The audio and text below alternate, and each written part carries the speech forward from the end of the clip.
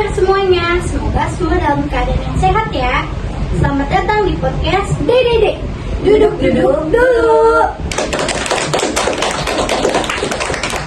Bersama saya Yara, ada Zalfa, ada Leni, dan ada Naila.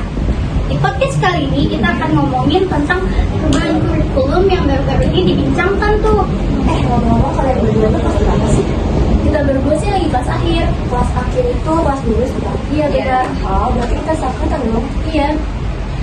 Gue dengar angkatan di bawah kita lagi ribut permasalahan pergantian kurikulum baru ya. Iya tuh, katanya digantikan jadi kurikulum merdeka. Iya bener, banyak yang bilang kurikulum merdeka itu ribet. Menurut gue enggak sih, tergantung orangnya masing-masing aja. Entah yang menurut tuh gimana sih enaknya kurikulum merdeka ini? Coba dijelasin dulu gimana enaknya. Kalau menurut gue ya, kurikulum merdeka ini enaknya banyak banget. Pertama nih, mata pelajaran kita jadi lebih simpel.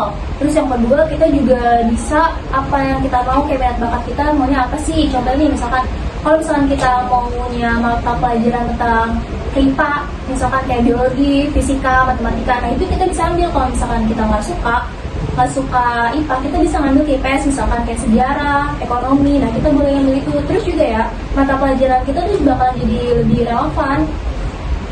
Tapi yang kurangnya juga katanya sih banyak guru yang merasa khawatir karena dijadiin kelinci percobaan dalam pendidikan. Terus siswanya juga kan, karena di kurikulum merdeka ini kan kita diharuskan buat bikin project tuh. Nah itu kan bikin laporan, proposal, proyeknya juga pasti biayanya nggak sedikit. Tapi dengan adanya kurikulum merdeka ini tuh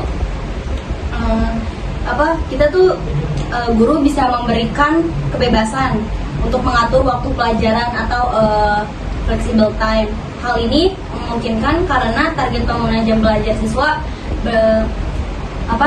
dibuat per tahun.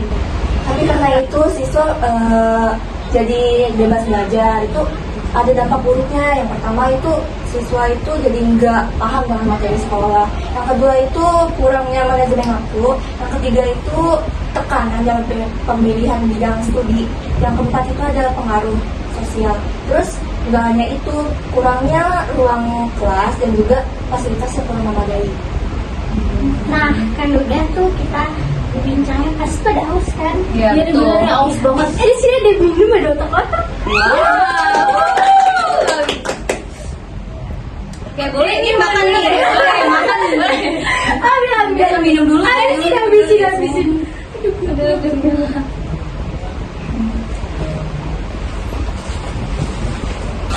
Ini boleh dimakan? Makan. Boleh. Habisin. Bungkus. Boleh. Ada plastiknya? Jadi Akibat tau. Aduh. Enak nih kayaknya sambalnya.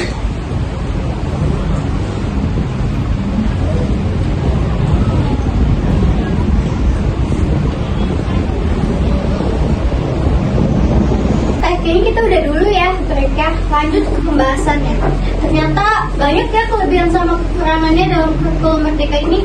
Nah betul tuh, dalam kurikulum merdeka ini nih banyak banget kekurangan juga, ada juga tapi kelebihannya lebih banyak. Menurut gue ya, kalau kelebihannya tuh kita lebih bisa erat pertemanan. Kayak contohnya misalkan kita ada project nih, berarti kan kita bakal ada kakak juga.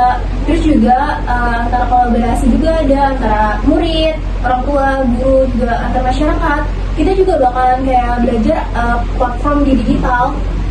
Nah, terus juga kurikulum merdeka tuh berfokus pada pengembangan karakter dan kompetensi siswa, bukan hanya hafalan. Nah, tapi di sini tuh ada kesulitannya juga. Contohnya, guru memungkinkan butuh waktu dan pelatihan untuk mengajar di kurikulum ini.